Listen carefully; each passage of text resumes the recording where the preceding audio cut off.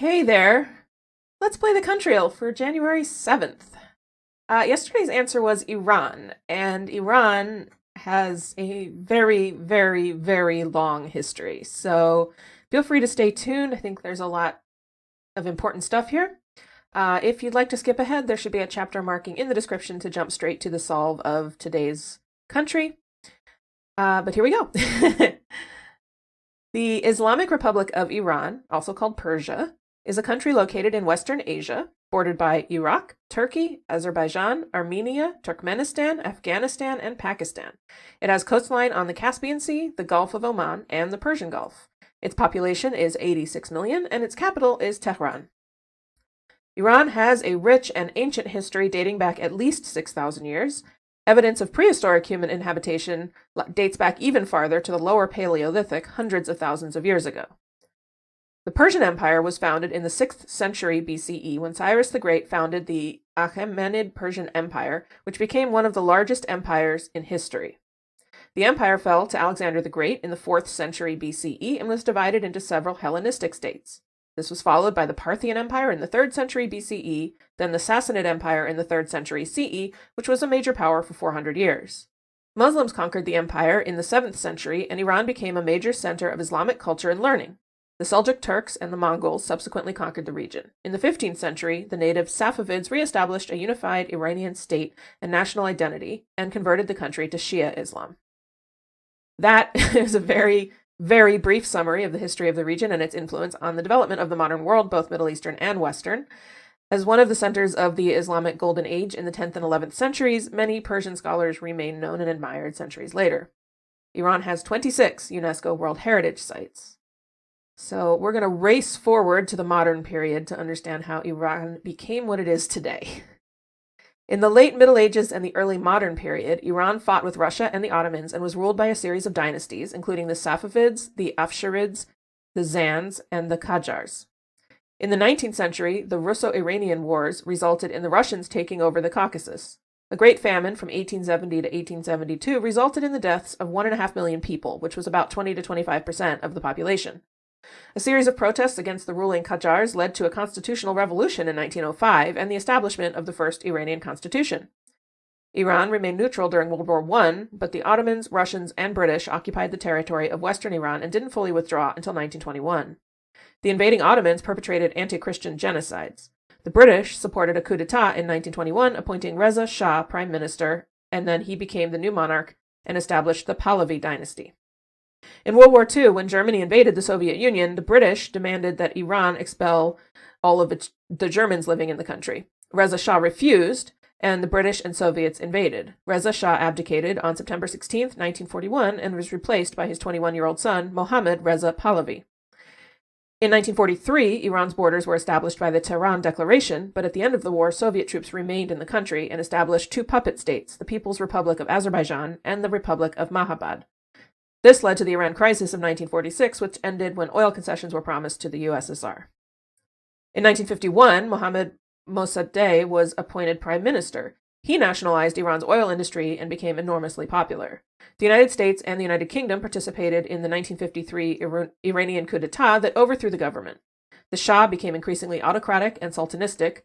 He modernized Iran, but arbitrary arrests and torture were used for crushing political opposition. The 1973 oil crisis caused massive inflation and economic recession, leading to a revolution in 1979. Mohammad Reza Pahlavi fled to the United States, and Ruhollah Khomeini formed a government in February 1979. Iran officially became an Islamic republic in April, and in December, a theocratic constitution was approved by referendum. Opposition grew almost immediately, and uprisings were subdued violently by the new government, which began purging itself of non-Islamist political opposition. When the United States refused to extradite Pahlavi to the new government, a group of Muslim students seized the United States Embassy in November of 1979, taking 52 personnel and citizens hostage. The Carter administration was unsuccessful at freeing the hostages, and on Carter's last day in office, in January of 1981, the hostages were finally released. In September of 1980, Iraq invaded Iran. That war continued until 1988 and resulted in 100 to 200,000 Iranian casualties. In 1997, Mohammad Khatami, a moderate reformist, attempted unsuccessfully to make the country free and more democratic. The 2005 presidential election brought conservative populist candidate Mahmoud Ahmadinejad to power. The 2009 elections were widely disputed, and he was reelected. In 2013, Hassan Rouhani was elected. Protests swept across Iran in 2017 to 2018 and again in 2019 to 2020. Those resulted in a week-long total internet shutdown and a bloody crackdown in which tens of thousands were arrested and hundreds killed in just a few days. Currently, protests are occurring following the death of Mahsa Amini, who was arrested by the country's morality police for wearing her hijab improperly. These protests have been called the biggest challenge to the government of Iran since the Islamic Revolution in 1979. Women and children have played a key role in the demonstrations, demanding an end to the mandatory hijab and advocating for wider freedoms and women's rights. The main slogan of this protest is Woman, Life, Freedom. Hundreds of women have been detained and abused by authorities. At least 2 protesters have been executed. Iran's government consists of the supreme leader, who is currently Ali Khamenei. He is responsible for delineation and supervision of policies of the Islamic Republic of Iran and has a great deal of power. He appoints the Guardian Council, who must approve presidential and parliamentary candidates. The president and legislature are elected by the population, but their power is limited by the power of the supreme leader. Iran has an exceptionally poor record on human rights and high levels of censorship.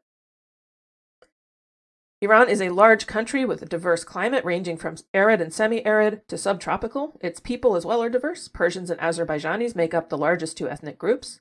The official language is Persian. Shia Islam is the official religion of the country, and Muslims make up about 96% of the population, with religious minorities including Christians, Zoroastrians, Jews, Baha'is, Mandaeans, and Yarsanis. Christianity, Judaism, Zoroastrianism, and Sunni Islam are officially recognized by the government. Iran has the 2nd largest natural gas supply and the 3rd largest oil reserves in the world.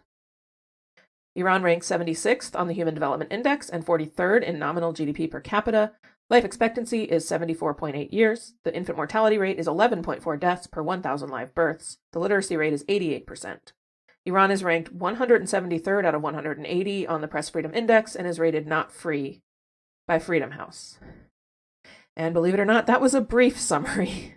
I will link to the Wikipedia article I got most of my information from, as always, in the description below, as well as directly to a Wikipedia article describing the current protests, which I know I did not do justice to, but are extremely, extremely important. So they're worth learning more about. Right, so I was nervous about that one. That was not easy. But let's start in Iran and go from there. Okay, we're leaving Asia. We're going west to a smaller, cooler country. Okay, well, that doesn't narrow it down very much. Oh, it's not the Caribbean, I suppose. Probably Europe? How about France? France seems like a middle-of-the-road option here. Okay, we are in Europe. Even cooler than France, smaller, and to its south? To its south. What? Well,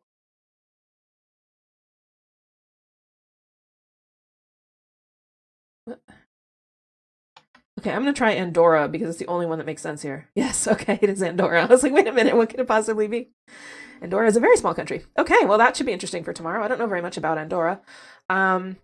Probably be a little bit less emotionally difficult than Iran.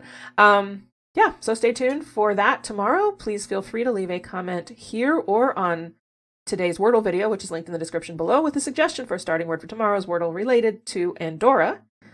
And I will see you then for some more Countryle.